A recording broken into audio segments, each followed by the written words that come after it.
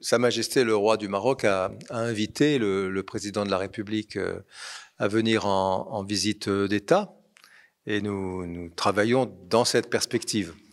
Ce sera, lorsque ça arrivera, un moment très important, conformément d'ailleurs à l'échange de lettres qui a eu lieu cet été entre nos deux chefs d'État, pour la refondation de notre relation. C'est vraiment le terme que l'on emploie parce que cette relation est ancienne, elle a eu des très belles heures et nous avons comme ambition qu'elle en connaisse de nouvelles, mais dans un monde qui change. Les problèmes auxquels nous sommes confrontés ne sont pas forcément négatifs. Les questions auxquelles nous sommes confrontés ne sont pas les mêmes que celles d'il y a 20 ans ou même 10 ans. Et une des questions principales, c'est évidemment la conscience que nos sociétés peuvent avoir l'une de l'autre. Dans le moment un peu gris que nous avons vécu, on a parfois eu le sentiment que le peuple français et le peuple marocain n'étaient plus exactement sur la même longueur d'onde. Pourquoi ? Parce que le peuple marocain a beaucoup changé. Il est un peuple plein d'énergie, de confiance, de dynamisme. Ça ne veut pas dire que le peuple français est différent, mais peut-être qu'il n'a pas vu cette évolution du Maroc. Et on ne peut pas simplement voir le Maroc à travers les beautés touristiques qu'il offre aux millions de Français qui viennent ici chaque année. Et donc, bien sûr, il y a ces initiatives politiques que vous avez suivies cet été, qui sont très importantes pour se donner un cap commun. Mais il est extrêmement important aussi de retrouver finalement une intimité au niveau du Marocain ou du Français de chaque jour, de tous les milieux, de toutes les villes. Et ça, c'est la culture qui le permet, parce que nous avons le plus grand réseau culturel au monde. Nous sommes présents dans 12 villes du Maroc. Nous avons près de 800 événements par an culturels. Et donc, la meilleure manière de se parler, d'échanger, de construire des choses ensemble, c'est la culture. Et la culture, elle n'est pas la culture française que nous chercherions à plaquer ou à montrer comme un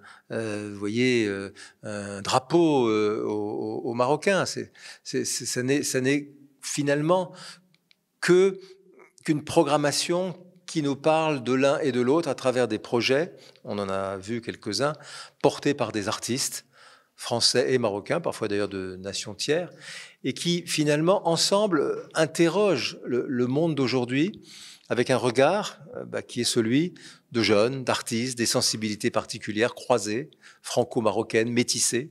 Et ça, c'est formidable, parce que ça nous renvoie finalement à une réalité qui persiste, c'est-à-dire la profondeur humaine de la relation franco-marocaine. Eh bien, le contexte s'y prête. Alors, comment elle va être cette saison culturelle? Quelles sont ses variétés? Quels sont les types de domaines qui seront consacrés? Personnellement, vous allez militer, si j'ose dire, pour quel secteur? Alors, l'année dernière, le thème, c'était le sport. Alors, c'était un peu facile, parce que c'était l'année olympique, paralympique. Mais derrière cette vitrine assez facile à comprendre, ça disait quand même des choses sur les valeurs du sport, sur l'universalisme de ce que le sport porte comme effort, comme respect de l'autre, comme dépassement de soi, des valeurs qui sont présentes au Maroc, qui sont présentes en France et ailleurs. Et donc, c'était pas simplement une programmation de divertissement, c'était quelque chose qui renvoyait à des valeurs que nous partageons avec beaucoup d'autres. Cette année, on a voulu aussi prendre un thème qui nous parle, bien sûr, de la relation franco-marocaine, mais aussi de ce que la France et le Maroc peuvent faire ensemble au-delà de leurs frontières, c'est-à-dire dans la relation avec les pays qui les entourent, au nord, au sud, et puis même avec le monde.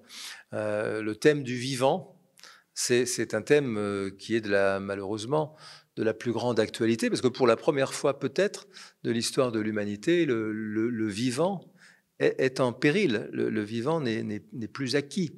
Et donc il est essentiel qu'il y ait une mobilisation. La mobilisation politique existe au plus haut niveau du Maroc et de la France. On a organisé des COP qui ont été des succès. On est associé dans des grandes conférences sur les océans, sur la biodiversité, sur la sécurité alimentaire. Partout, la diplomatie marocaine est en action, la diplomatie française aussi, et dans bien des domaines, elles s'adossent l'une à l'autre.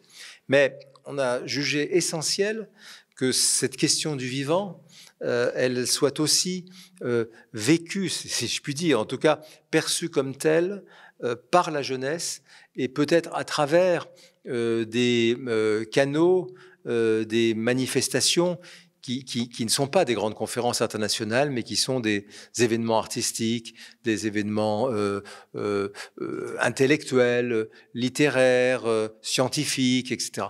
Et de cette manière-là, nous renforçons la conscience commune de la société marocaine et de la société française par rapport à ces enjeux qui sont propres à la planète entière. Mais en même temps, à travers cette conscience commune, nous donnons, nous apportons, nous créons des fondements, des fondations pour des actions portées ensemble au-delà même de nos nations.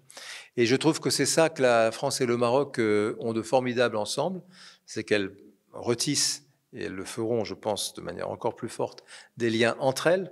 Mais ces liens ne sont pas uniquement destinés à une consommation face à face, une consommation solitaire de la France et du Maroc. Ils sont destinés à produire des effets beaucoup plus vastes que nos pays, qui le sont déjà, par rapport à nos voisins européens et africains et par rapport au monde. On l'a déjà fait dans notre histoire et le moment est vraiment critique pour le faire sur cette question du vivant notamment.